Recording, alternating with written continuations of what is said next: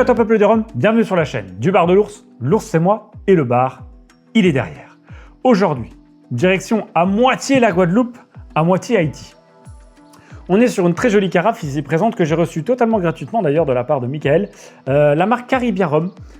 Si vous ne connaissez pas la marque Caribia Rum, bah vous allez sur la chaîne puisqu'on a fait un blabla au rhum avec Michael chez lui, dans son petit chai en Alsace. Donc allez voir puisqu'ils sont entre l'Alsace et la Guadeloupe. Mais on en parle dans la vidéo. Donc si vous voulez des informations, allez faire un petit tour. Ici on est sur une carafe qu'on avait déjà vue parce que ça c'est le batch 2, c'est les cuvées artistes. On avait eu la première avec un biel à l'intérieur qui était terrible. Je me rappelle plus si on l'a fait sur la chaîne, mais il me semble que je l'ai fait. Il me semble que j'ai mis genre un bon 9 sur 10, peut-être même un 10. C'était très bon. Ici, on est sur le batch numéro 2 de la cuvée artiste. Toujours une très jolie carafe. Assez sympa à prendre en main. Le petit cas de Caribia au-dessus pour la personnalisation. Une petite boîte qui va avec. Mais franchement, la carafe est très jolie. Elle déjà juste à elle toute seule, elle se suffit presque. Avec un petit cul en verre comme ça, l'ours aime beaucoup. Bouteille de 50 centilitres, on est sur un rhum qui titre à 48,9 degrés d'alcool et on est sur un blend. C'est pour ça que je disais, on est entre la Guadeloupe et Haïti. Mais on va vous expliquer ça. Il y a 326 bouteilles, on est sur un assemblage donc entre Guadeloupe, c'est un 2020 distillerie Espérance. Espérance, normalement, ça fait penser à Langto et à Caroucara, puisqu'ils font le distillat pour Caroucara également. On est sur un 5 ans d'âge sur celui-ci, c'est full canne rouge, il me semble. Et on est sur un haïtien, un 2017, c'est un vieux sajou, qui est un ex-fût de Caroni, qui avait 5 ans aussi au moment où ils ont été blendés ensemble. 326 exemplaires, 50 centilitres, 48,9 degrés d'alcool et une jolie étiquette qui a encore été faite par un artiste. Évidemment, c'est logique puisque c'est les cuvées artistes. Là, cette fois-ci, on est avec une artiste. L'artiste, c'est Renée Hardial, qui est une artiste peintre guadeloupéenne, qui fait de l'art assez engagé et qui, pour le coup, a fait un très joli visuel, je trouve, qui va très bien avec la carafe. Et ce que je trouve sympa, c'est vous l'avez à l'arrière de la petite boîte. Il nous raconte que dans cette œuvre créée donc pour Caribia Rum, Renée Hardial réinvente Zaka, le Iwa haïtien de la terre et des récoltes. Et je trouve ça très cool d'avoir ce clin d'œil, justement, puisqu'on est sur un blend entre deux pays. Avec son chapeau, sa pipe et son regard habité, il incarne la sagesse paysanne, la force tranquille et l'esprit des champs. Hardial en fait une figure vibrante, brute et profondément caraïbéenne. Un gardien des savoir-faire et des traditions. Pour la cuvée artiste, Zaka devient le symbole d'un rhum qui honore la terre et l'âme de ceux qui la cultivent. Je trouve ça joli et je trouve qu'il y a une belle adéquation avec l'ensemble du produit que vous avez à l'intérieur.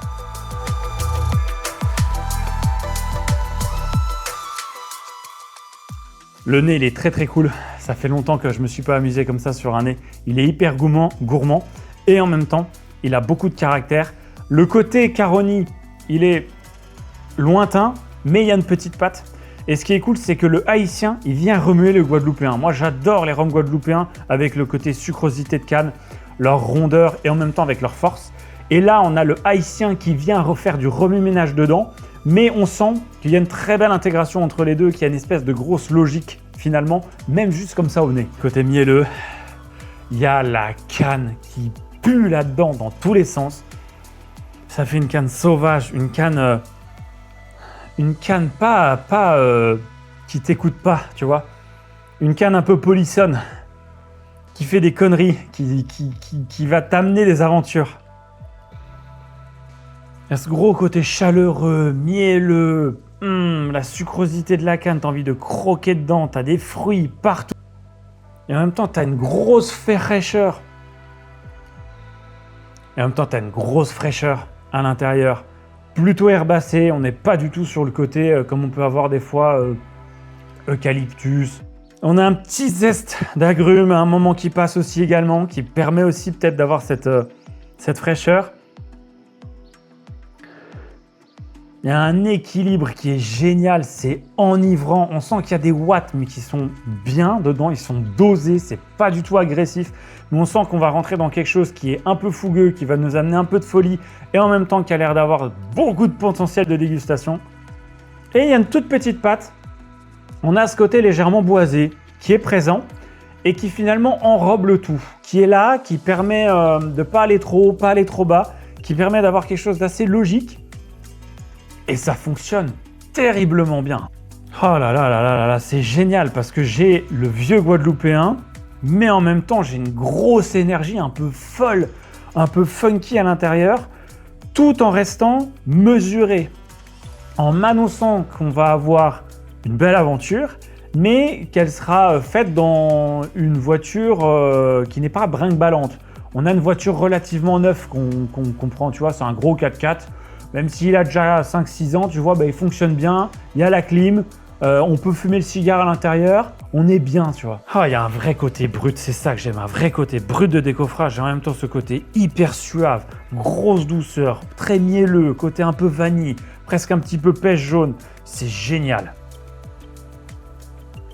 Oh, le côté dessert, presque un peu caramel, oh, et la fraîcheur.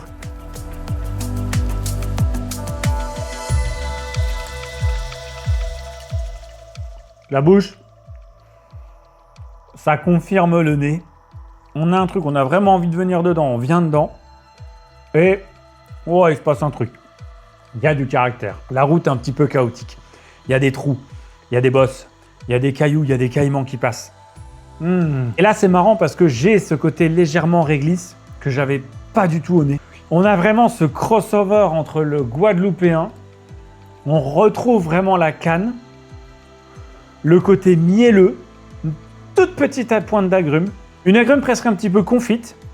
Et après, on a vraiment ce clairin qui est là et qui nous amène vraiment une bouche qui va monter, descendre presque un petit peu en dents de scie, apporte quelque chose de beaucoup plus brut en bouche et plus chaotique, mais qui a l'air d'être plutôt bien dosé et qui a eu le temps de reposer un peu ensemble.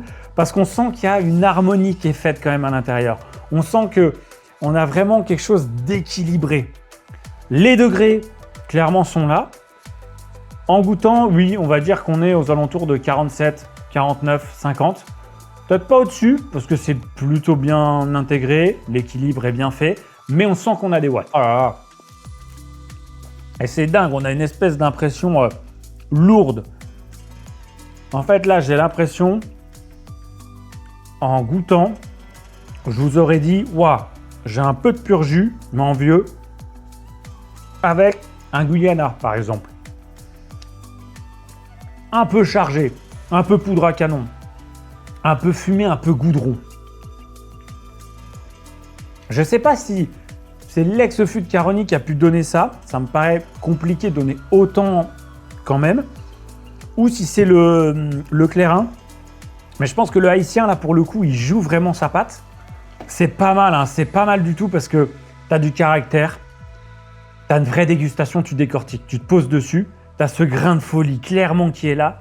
Et en même temps, on a une vraie stature, on sent qu'on a une belle canne, on sent qu'on a ce mariage entre la canne un petit peu noble et une canne un peu plus brute, un petit peu plus coquine. Il y a des fruits, mais j'ai beaucoup de mal à vous donner exactement ce qu'il y a à l'intérieur. En tout cas, ça fait plus fruits très mûrs, tomber du camion, tomber de l'arbre au soleil qui pourrissent un petit peu. On n'est pas sur de la compote, on est vraiment sur ce côté très très mûr, presque un tout petit peu acidifiant, avec le sucre qui pétille. On a une très belle bouche, c'est un peu ample, c'est un tout petit peu gras, ça descend bien, ça reste quand même dans la bouche. On a cette fraîcheur avec le boisé qui est hyper discret, mais qui est là et qui permet de structurer quand même, d'amener un petit peu de structure entre les deux protagonistes. On a une petite pointe d'épices aussi, hein, mais franchement, les épices sont assez discrètes et surtout, elles ne sont pas du tout piquantes pour le coup. On est vraiment sur des épices très douces. C'est très chaleureux comme rhum. Ça demande à y revenir facilement. Oh, j'ai le côté caramélisé, presque un petit peu cachou, pruneau. Ouais, ce caramel vraiment. Mais en même temps très herbacé. Un tout petit peu de verdure comme ça dans la bouche. Ce côté brut, un peu brutal. Presque un petit peu racineux, mais qui est hyper bien fait, hyper bien fondu. On revient très facilement dedans, tout en ayant des bouches à chaque fois hyper intéressantes à décortiquer. Ça, c'est hyper cool.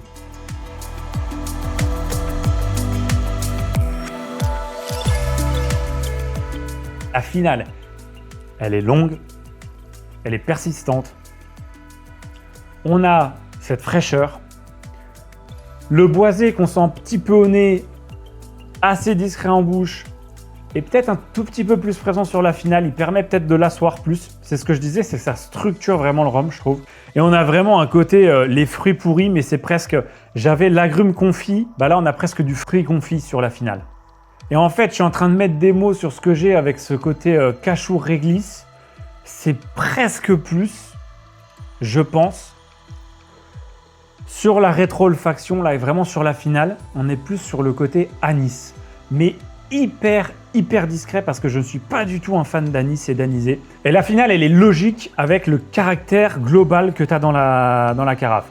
On a un nez, une bouche et une finale qui sont logiques, qui nous amènent sur un point commun, sur quelque chose qui est expressif, qui bouge, qui nous donne des choses, qui fait une belle aventure et en même temps qui permet quand même de revenir assez facilement dedans. Un côté presque un petit peu glouglou. C'est assez dépaysant parce qu'on est vraiment sur un rhum qui change de ce qu'on a l'habitude, parce qu'on n'a pas du tout le clairin très fort qu'on peut avoir des fois, qui sont très prononcés. Et on n'est pas non plus sur le guadeloupéen plan classique qu'on connaît. On a vraiment ce beau mix entre les deux qui est vraiment pour le coup très réussi.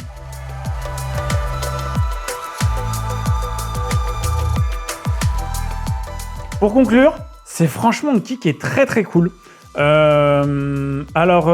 est à 98 € la bouteille pour 50 centilitres, donc ça fait un petit peu cher effectivement. Vous êtes chez un embouteilleur indépendant qui propose là pour le coup quelque chose qui est pour moi quasiment introuvable. Vous avez vraiment un truc très spécifique pour le coup. Là pour le coup c'est pas un énième embouteillage. C'est ça qui est intéressant. Et au moment où je vous parle, il y a 10 € de remise parce qu'il fait les précommandes il me semble. Donc elle est à 89 € au lieu de 98. Voilà. On est donc sur un vrai tarif, mais tu as une très belle carafe. Surtout, tu as une histoire qui est cohérente, assez intéressante autour. Un petit embouteilleur alsacien, guadeloupéen qui, moi, me touche, forcément. C'est une démarche qui est plutôt cool, avec un produit qui change de ce qu'on a l'habitude de trouver. Et ça a le mérite d'être souligné. Un produit atypique. Et pour les Lorrains, c'est disponible chez Jeff de Passion Rhum, il me semble, peut-être même en échantillon. Donc n'hésitez pas. Sinon, vous allez sur le site de Caribia Rhum, on en avait déjà parlé. Ils ont un site internet, si vous pouvez commander soit depuis les DOM, soit depuis la France. En termes de notes, à la base, j'étais sur un très bon 8 sur 10. Et de toute façon, il n'y a qu'à voir qu'elle est sacrément descendue. Et franchement, en y réfléchissant, en redégustant là maintenant, même avec un beau tarif, clairement, pour moi, je passe à un 9 sur 10. Je mets vraiment un 9 sur 10. C'est très bon. C'est hyper atypique, mais en restant accessible. Moi, les Haïtiens, des fois, j'ai un peu de mal, les clairins, les sajous, etc. Il y a des trucs très cool qui pètent dans tous les sens. Je sais qu'il y a des gens qui adorent. Mais là, pour le coup, tu vois, on a un beau mariage, un bel équilibre, un super produit. Donc, pour le coup, 9 sur 10. Et 9 sur 10, mérité. Merci encore à Michael de m'avoir envoyé la bouteille. Je le dis à chaque fois quand j'ai les bouteilles gratos. Merci à lui, franchement, pour le coup, parce que celle-ci, elle est très cool. Moi, je vous dis à très vite sur la chaîne pour d'autres dégustations qui arrivent. N'hésitez pas à commenter, partager, liker, à vous abonner à la chaîne, à mettre la petite cloche. Allez sur les réseaux sociaux. Et comme d'habitude, n'oubliez pas plus haut que le rhum.